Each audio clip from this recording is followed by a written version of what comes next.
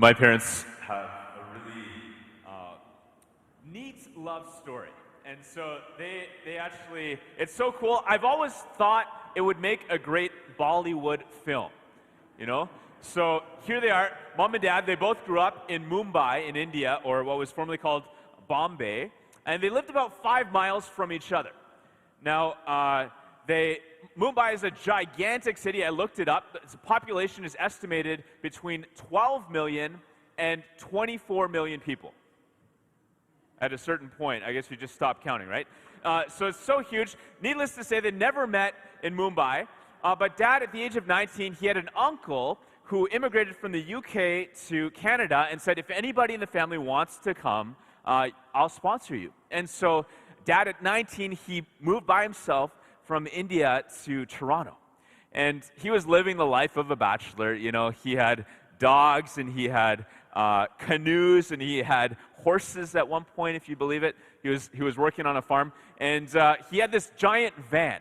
And he took out all the back seats. And so he just had the front seats and a mattress. And one summer he drove up to Alaska to do a summer internship there to do some research. So anyways, he was living the life. But back in Toronto one day, his uncle and aunt said, hey, we're going to go visit friends of ours who've recently immigrated to Canada.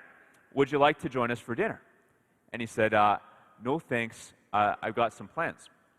And they said, well, turns out that they have a beautiful daughter who has a lovely voice and she plays piano. And my dad said, actually, my evening just opened up.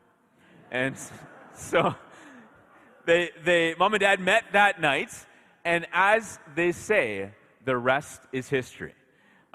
There's a recent picture of my parents with my brother in the middle and his fifth child, Zara, in his arms. And so I just love it, right? This story, these two young people who grew up 5 miles from each other in India, they meet on the other side of the planet in Toronto, they fall in love, and they get married, and they start a family. We all love a good love story, right? Yeah. Why is that? Why is that? I think it's because we were made for relationship. And I look out, a lot of you are married, and a lot of you are not married, but all of us are in relationships. Now, maybe not all the relationships are like of a Bollywood-style love story, but we all have relationships. And though we were made for relationship, we live in a world full of broken relationships. We know this to be true. In Canada, sadly, the divorce rate is over 40%. And that doesn't even include common law relationships that don't last. That means that every single person, we know people who have been affected by this pain of separation and divorce. I certainly do. And I just can't even imagine how tough that would be. Or what about friendships? Maybe you've experienced this before. You've been really close to somebody, and then something happens, trust is broken, and maybe there's a betrayal, and then you just go your separate ways. You can't seem to fix it. Or this happens in families too, where sadly one member of the family cuts themselves off from everyone else. Or one sibling, they'll only talk to their brothers and sisters, but not to their parents. And I think my observation is during this pandemic, the level of division and polarization has only increased. We're supposedly made for relationships, but we experience so much brokenness. I think we know deep down that this is not the way it was supposed to be. So in our gospel today, Jesus, he's speaking directly into this imperfect world. And as the story unfolds, the Pharisees are there. They're trying to trap Jesus with a trick question, and they ask, is it lawful for a man to divorce his wife? Jesus responds, well, Moses allowed this, but why? Because of your hardness of heart. And in the beginning, it was not so. And he goes on to describe and reference Genesis chapter 2, which happened to be our first reading today. One of the creation story accounts. And by the way, don't get caught up on, is this a scientific proof for where the universe came from? No, it's meant to explain to us who created and why. And we can see from this account that God is the creator. God created, and we have this beautiful imagery of God forming man in his image and then breathing life into this first human. And then God says, it is not good that the man should be alone. I will make him a helper as his partner. It is not good that the man should be alone. And so if you've got this gut feeling that you're like, yeah, I was made for relationship. Well, guess what? That's valid. That's true. And in fact, it was God who was the first to identify this longing. And as the Genesis account continues, what becomes clear is there's all these animals that come by. There's no animal. There's no pet. As wonderful as pets are. There's no animal that will fulfill this need. It's through other humans. Now, God, He designs marriage, a man, a woman, this beautiful sacred expression of His plan, this sacred relationship. But again, not everybody here is married, and yet this message applies to you, right? I'm not married. Lucky for that poor girl who would have been stuck with me. But we can experience something of this through authentic friendships. And, I was just thinking about that need that we all have as humans for intimacy. You've heard that definition, intimacy, into me you see. Or maybe you remember the movie Avatar, this greeting that they would say, I see you. Right? It's not like, oh yeah, something registered on my retina and my ocular nerve is firing something to my brain. No, they're saying, I see you, I understand you, I know you. And there's this need inside each one of us to be known, to be seen and understood. And this can happen in human relationships.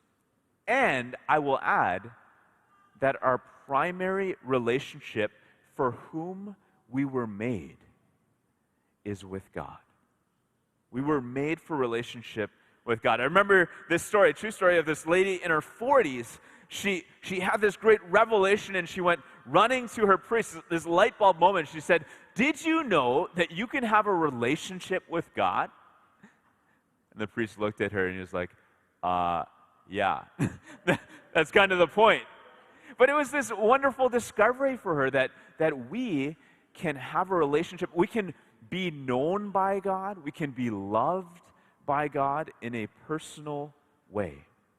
And very often, that discovery happens within the context of community. Now, we're continuing this series 2.0. It's all about our brand new game plan that we're unveiling. We had a previous version. This is the refresh, the updates. And in this game plan, over the last couple of weeks, we've been talking about the natural starting point to discover Jesus. But that's not where the story ends. We continue, and as Genesis 2 says, it's not good for the man to be alone.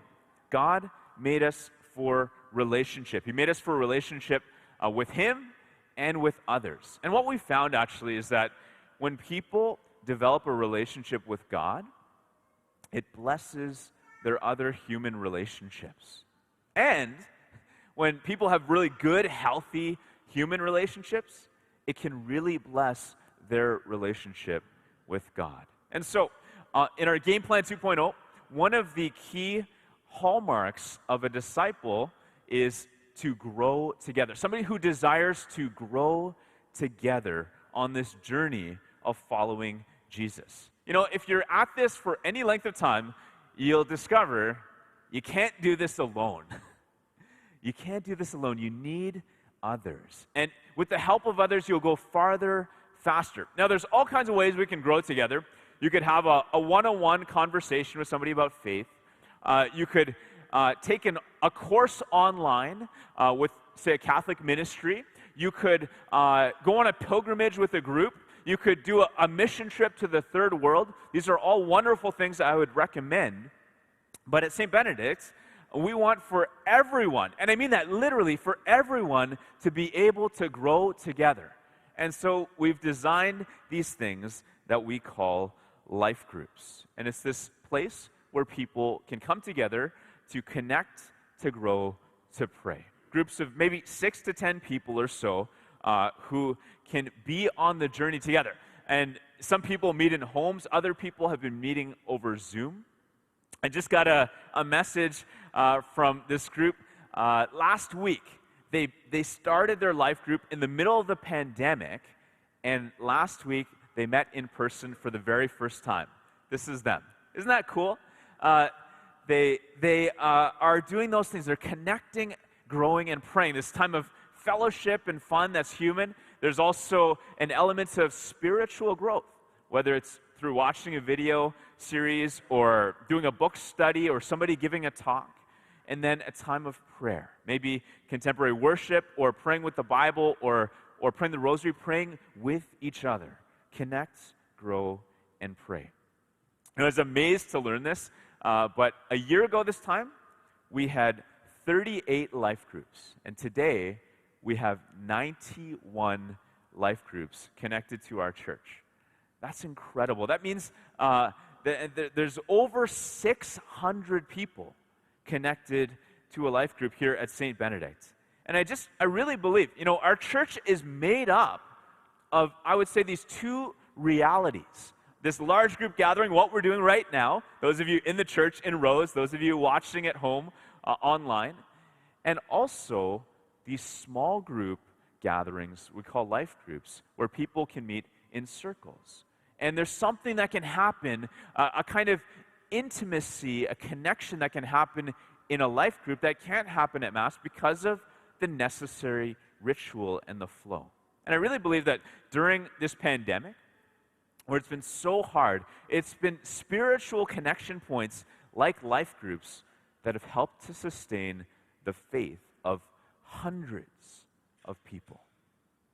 So my invitation to you is to join a life group. And I want to speak to three groups of people right now. First is those people who maybe you've just responded to the invitation to try Alpha, and if you have, that's awesome. So stick with that for now, and in time, maybe you can continue in a life group. A second group of people I want to speak to are those who you were part of a life group in the past. Maybe a life group or what we used to call connect groups or discipleship groups, and for whatever reason, you haven't met for some time, and probably because of the pandemic, you're meeting less and less frequently or not at all.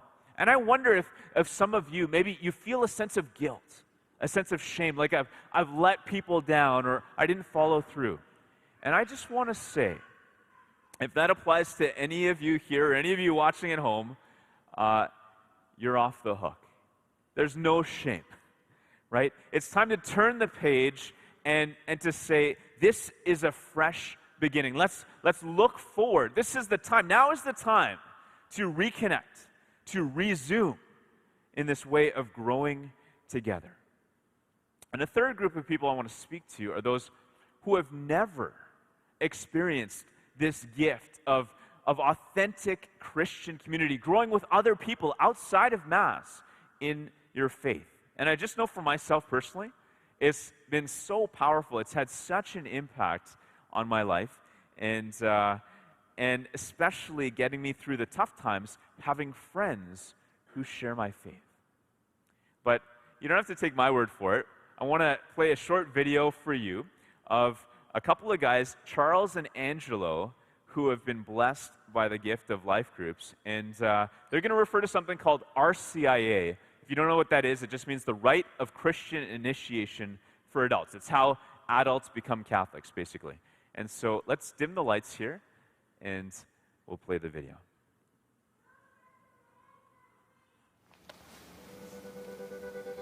I started coming to St. Benedict Parish in 2018 when I moved to Halifax. I also invited Charles to join me on a Sunday Mass. He was Chandra then and a Hindu, and also a friend of mine for around 10 years. We have since been part of this SBP family. We attended Alpha in the fall of 2018, and at the end of Alpha, I was convinced that I wanted to be baptized and become Christian, which I did by taking the next step to join the RCIA program, and I was baptized the following Easter. Meanwhile, we joined a Connect group, which later transformed into a life group. I loved every meeting we had. We shared a meal, we learned and reflected on various faith aspects and prayed together. After Charles and I went together through RCIA program, Father Simon asked if we could be part of the RCIA team. We used that as an opportunity. And the next year, we converted our RCIA group into a life group. So currently, we are part of 2 life groups, and they both meet bi-weekly. The life groups have been a great blessing in our lives. We made strong friendships through these groups where we can share our thoughts freely, learn from each other, and at the same time, grow spiritually. And personally, I find the conversations that we have in these groups help me a lot, especially those days when I feel spiritually low. The faith and the commitment of other members in these groups are always a motivation and inspiration for me to stay focused on God. We heard in the reading today that God saying, "It is not good that the man should be alone." Life group is a wonderful opportunity where Christian friendships can flourish, supporting many ways for each other. Over the time, your friendship deepens and you find that you're not alone when you have a rough time. Another good thing about the life group is that it is a small community. Unlike St. Benedict Parish, where you find easily get lost in a huge crowd, you can always find a small life group where you feel comfortable to connect with others. These connections are very important if you want to stay closer to Jesus. I'm pretty sure that's why Jesus also wanted us to exercise our faith within a community. He knew very well that we need support on our spiritual journey. I'm so glad and grateful that St. Benedict Parish is giving us an opportunity to be part of their life groups, where we can stay connected and grow together focused on God.